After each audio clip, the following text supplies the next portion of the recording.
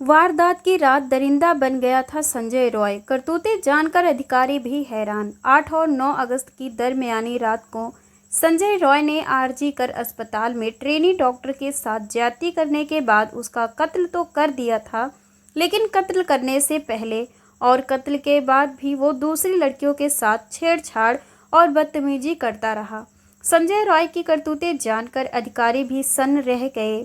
संजय रॉय की करतूतें जानकर अधिकारी भी सन्न। कोलकाता के आरजी कर अस्पताल की ट्रेनी डॉक्टर के साथ रेप और कत्ल के इल्जाम में गिरफ्तार कोलकाता पुलिस का सिविक वॉलेंटियर संजय रॉय वारदात से पहले किसी ज़ॉम्बी की तरह अपने शिकार की तलाश में घूम रहा था। 8 और 9 अगस्त की दरमियानी रात को उसने आरजी कर अस्पताल में ट्रेनी डॉक्टर के साथ ज्यादती करने के बाद उसका कत्ल तो कर दिया, लेकिन कत्ल से पहले और कत्ल के बाद भी वो दूसरी लड़कियों के साथ बदतमीजी और छेड़छाड़ करता रहा। रॉय को गिरफ्तार करने के बाद सीबीआई ने जब पिछले 24 घंटे की उसकी हरकतों की स्कैनिंग शुरू की, तो उसके बारे में ऐसी ऐसी जानकारियां निकलकर सामने आई जिन्होंने जांच अधिकारियों को भी सन्नाटे में डाल दिया। 8 और 9 अगस्त के दौरान संजय रॉय अलग अलग बहानों से कुल 4 बार आरजी कर अस्पताल के अंदर गया था। इनमें से 3 बार तो वो अस्पताल के अंदर घूम फिर कर राउंड लगाकर बाहर निकल आया, लेकिन चौथी और आखिरी बार जब वो अस्पताल से बाहर निकला तब उसके हाथों ट्रेनी डॉक्टर का रेप और कत्ल हो चुका था। लेकिन बात इसके आगे की भी है। तफ्तीश में पता चलता है कि संजय रॉय वारदात वाली रात अस्पताल के पास ही एक रेड लाइट एरिया में भी गया था और वहां लौटते हुए उसने रास्ते में भी एक लड़की से छेड़छाड़ की थी। यहां तक कि रेप और कत्ल की वारदात के भी उसने एक महिला को फ़ोन किया और उसके साथ भी उसका व्यवहार एक परवर्ट यानी सिरफरे की तरह ही रहा। 8 अगस्त को आरजी कर अस्पताल में 4 बार चक्कर लगाने के दौरान संजय रॉय एक बार अपने एक और सिविक वॉलेंटियर दोस्त के साथ अस्पताल के अंदर गया। असल में उस वॉलेंटियर दोस्त का एक रिश्तेदार अस्पताल में भर्ती था और रॉय उसी रिश्तेदार को देखने जाने के बहाने से अस्पताल में घूम रहा था। तफ्तीश में पता चला है कि इस वारदात को अंजाम देने के बाद संजय ने एक महिला को फ़ोन किया जिसे उसने दीदी कहकर संबोधित किया, मगर हकीकत यही है कि उसने इस महिला के साथ भी बदतमीजी से बात की। अस्पताल से बरामद एक सीसीटीवी फुटेज में 8 अगस्त की रात को संजय रॉय अस्पताल से बाहर निकलता हुआ दिख रहा है। छानबीन में पता चला कि रात को अस्पताल से निकलने के बाद अपने एक सिविक वॉलेंटियर दोस्त के साथ पहले सोनागाछी के रेड लाइट एरिया में गया। वहां उसका दोस्त तो एक जिस्म फरोशी के अड्डे में चला गया, लेकिन संजय बाहर ही खड़ा रहा। इसके बाद दोनों वहां से फिर साउथ कोलकाता के एक दूसरे रेड लाइट एरिया चेतला में गए, लेकिन यहाँ भी संजय का दोस्त अड्डे के अंदर चला गया और वो बाहर ही खड़ा रहा। और फिर यहीं से वापस के दौरान उसने एक लड़की से छेड़छाड़ की और उससे उसकी न्यूड तस्वीरें मांगी। वो सीधे अस्पताल से थोड़ी दूरी पर मौजूद चेतला इलाके की एक रेड लाइट एरिया में गया था। यानी वारदात के 24 घंटे के दौरान वो एक एक कर 2 रेड लाइट एरिया गया। पहले वो एक दोस्त के साथ सोनागाछी गया, फिर वो उसी दोस्त के साथ चेतला के जिस्म फरोशी के अड्डे में पहुंचा, लेकिन दोनों ही जगह उसका दोस्त अंदर गया और ये बाहर खड़ा रह गया। लौटते हुए रास्ते में एक लड़की से छेड़छाड़ की, आधी रात को डॉक्टर का रेप और मर्डर किया और फिर से एक महिला को फ़ोन कर उससे भी बदतमीजी की।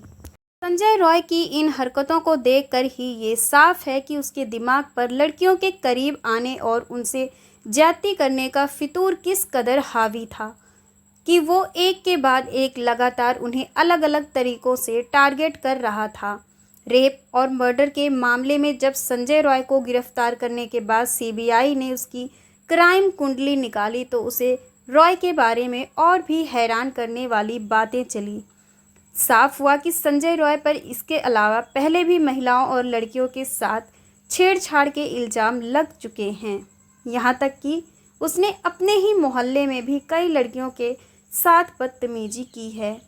और तो वो अपने इलाकों में हफ्ता वसूली भी किया करता था। लेकिन ये तो रही पोर्न फिल्मों के एडिक्शन से जूझ रहे रेप और मर्डर के आरोपी संजय रॉय के 24 घंटे की हरकतों का ब्यौरा। कत्ल के बाद मौकाए वारदात को लेकर अब भी कुछ ऐसे अनसुलझे सवाल हैं जिनका जवाब सीबीआई तलाश रही है। इनमें सबसे बड़ा सवाल तो यही है कि क्या ट्रेनी डॉक्टर के साथ रेप और कत्ल की वारदात को कहीं और अंजाम दिया गया और फिर लाश को लाकर सेमिनार रूम में फेंक दिया गया। डॉक्टर के घर वालों ने मौका-ए वारदात को देखकर कुछ ऐसे ही सवाल उठाए हैं और अब सीबीआई भी इस पहलू को खंगाल कर देख रही है। छानबीन में सीबीआई को पता चला कि 9 अगस्त की सुबह मृत ट्रेनी डॉक्टर को नींद से जगाने के लिए उसका एक कलीग अस्पताल के सेमिनार हॉल में पहुंचा था, लेकिन उसे लगा कि शायद डॉक्टर सो रही है और वो वापस चला गया, जबकि तब तक उसका कत्ल हो चुका था और सेमिनार रूम में उसकी लाश पड़ी थी।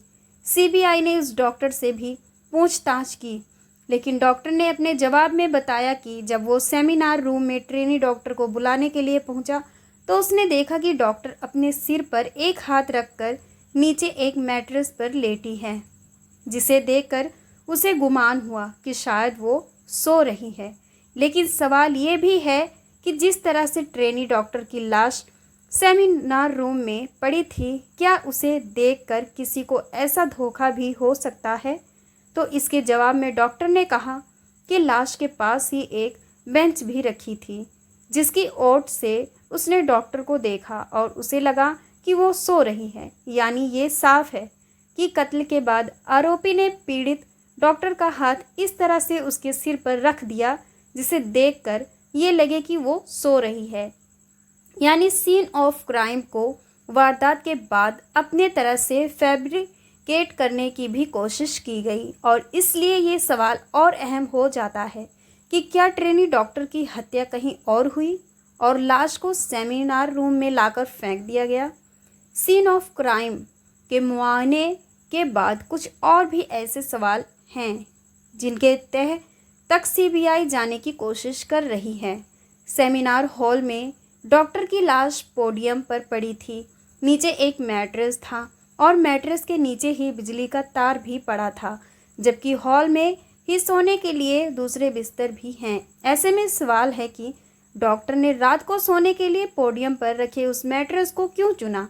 शक और सवाल लाश की इस जगह को देखकर भी उठ रहे हैं, जिसमें कहा जा रहा है कि शायद वारदात के बाद लाश को यहाँ लाकर फेंक दिया। इधर कोलकाता से दूर दिल्ली में सुप्रीम कोर्ट में पश्चिम बंगाल के मामले पर चीफ जस्टिस की अगुवाई में 3 जजों के बेंच में सुनवाई हुई। चीफ जस्टिस चंद्रचूड़ सिंह ने इतने संगीन मामले में एफआईआर दर्ज करने में हुई देरी समेत कई मामलों पर पश्चिम बंगाल सरकार और उसकी पुलिस को फटकार लगाई। उन्होंने कहा कि इस वारदात के बाद फौरन एफआईआर दर्ज करवाना अस्पताल प्रशासन की जवाबदेही थी, लेकिन एफआईआर रात 11 बजे कर 45 मिनट पर दर्ज की गई। अस्पताल प्रशासन क्या कर रहा था? ये सिर्फ एक वारदात की बात नहीं है, बल्कि इसने पूरे देश के स्वास्थ्य सेवाओं पर असर डाला है। हालांकि पश्चिम बंगाल सरकार की ओर से एडवोकेट कपिल सिब्बल ने कहा कि इंक्वेस्ट के फौरन बाद पुलिस ने यूडी केस यानी अस्वाभाविक मौत का मामला दर्ज किया था। इस पर जस्टिस चंद्रचूड़ ने कहा कि यानी हत्या का मामला रात को दर्ज हुआ, आखिर इतनी देर क्यों लगी? सुप्रीम कोर्ट ने घर वालों को लाश सौंपने में हुई देरी को लेकर भी सवाल पूछा। जस्टिस चंद्रचूड़ ने पूछा कि घर वालों को शव कब सौंपा गया, तो एडवोकेट सिब्बल ने बताया कि रात 8:30 बजे के करीब। इस पर कोर्ट ने कहा कि यानी एफआईआर अंतिम संस्कार के भी 3 घंटे बाद रात 11:15 बजे दर्ज हुई। सुप्रीम कोर्ट रेप और कत्ल की इस वारदात को लेकर कितना गंभीर है, इसका अंदाज़ा इसी बात से लगाया जा सकता है कि अब तो इस मामले की सुनवाई के लिए सुप्रीम कोर्ट ने सुओ मोटो यानी स्वतः संज्ञान किया। ऊपर से सुप्रीम कोर्ट ने पश्चिम बंगाल सरकार से इस मामले की तफ्तीश और पूरे केस को संभालने में हुई ढिलाई को लेकर सवालों की झड़ी लगा दी। आखिर आरजी कर के प्रिंसिपल ने इस मामले को आत्महत्या कैसे बता दिया? क्या वारदात की सूचना इसका शिकार बनी डॉक्टर के माता पिता को देर से दी गई? आखिर माता पिता को बेटी की लाश देखने के लिए 3 घंटे का इंतजार क्यों करवाया? रेप और मर्डर का एफआईआर दर्ज करने में देरी क्यों हुई? पुलिस ने सीन ऑफ क्राइम को प्रोटेक्ट करने में कोताही क्यों की? 14 और 15 अगस्त की रात को हजारों लोग अस्पताल में कैसे पहुंच गए? वारदात के बाद आरजी कर के प्रिंसिपल आखिर क्या कर रहे थे? उन्हें आरजी कर अस्पताल से हटाए जाने के बाद फौरन दूसरी पोस्टिंग कैसे मिली? सुप्रीम कोर्ट इस मामले की अगली सुनवाई की गुरुवार को करने जा रही है। तब तक कोर्ट ने इस मामले में सीबीआई से अब तक की तफ्तीश को लेकर स्टेटस रिपोर्ट दाखिल करने को कहा।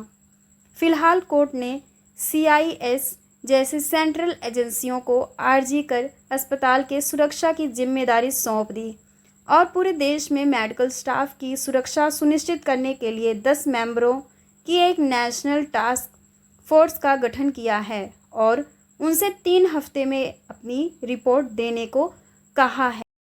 अभी तक इस केस में इतने ही खुलासे हुए हैं। जैसे ही हमें और बातें पता चलती हैं हम आप लोगों के साथ ज़रूर शेयर करेंगे।